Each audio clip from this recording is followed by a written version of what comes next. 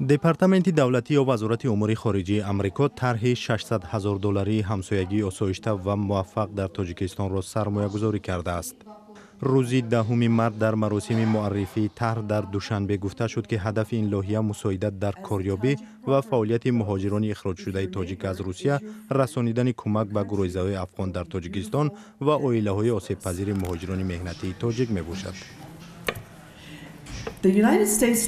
департаменти давлатии иёлоти муттаҳидаи амрико ба воситаи шӯъбаи аҳолӣ, муҳоҷират ва паноҳандагон аз сарпарастии ин лоиҳа ифтихор дошта, барои иҷрои он дар 3 соли оянда $600,000 тахсис медиҳад.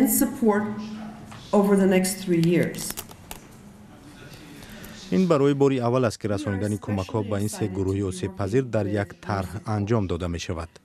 ба қавли созмони Mercy Corps, ки татбиқи лоиҳаро бар уҳда хоҳад дошт, дар чорчӯби ин барнома баргузории давраҳои омӯзишӣ барои муҳоҷирони баргашта ва гурӯҳизаҳо дар Тоҷикистон ва сармоягузории оғози тарҳҳои тиҷоратии ин афрод дар мадди назар аст.